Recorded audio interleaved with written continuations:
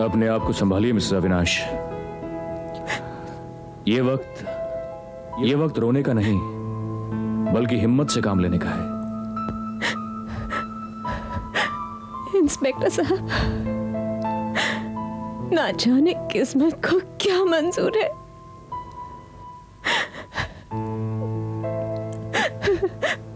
पहले मेरा अविनाश मुझसे बिछड़ गया और फिर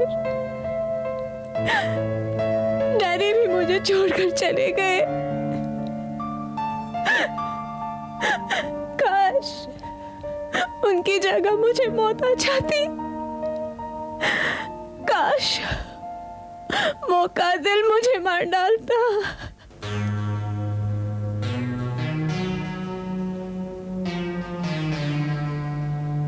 कहिए मिस्टर, आप इस कत्ल के बारे में क्या कहेंगे?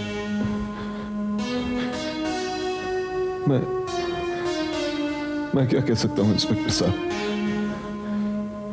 जब डैडी का कत्ल हुआ मैं तो घर पर था ही नहीं, अपने किसी काम से बाहर गया हुआ था। कत्ल करने वाला भी बाहर ही था। आप कहना क्या चाहते हैं?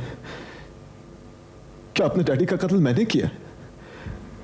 अरे मैं उनका बेटा हूं इंस्पेक्टर साहब, मैं उनका कत्ल क्यों करूंगा? अरे मैंने तो कुछ ऐसा कहा नहीं। आपका पारा तो खामखा चढ़ गया।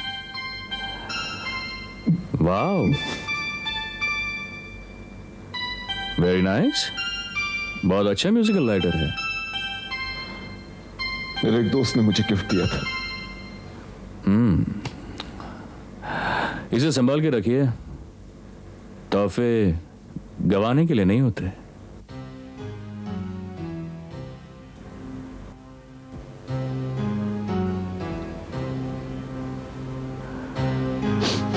Mister Braganza, Tony Braganza, Tony Walter ब्रगेंजा।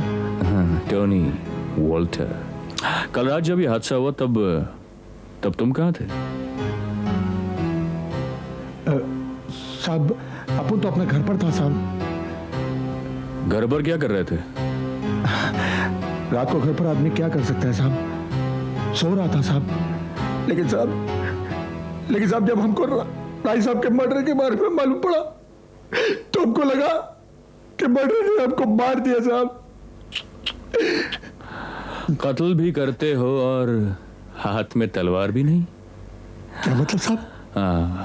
राय साहब के साथ तुम कितने सालों से काम कर रहे हो? बहुत साल हो गया साहब, लेकिन कुछ करेक्टली याद नहीं आता है साहब। और क्या क्या याद नहीं आ रहा है? साहब आप क्या बोलता है? अपने को दिमाग में कुछ घुसता नहीं है साहब। घुसेगा। जब असलियत सामने आ जाएगी तो सारी बातें खुद ब खुद समझ में आ जाएंगी। और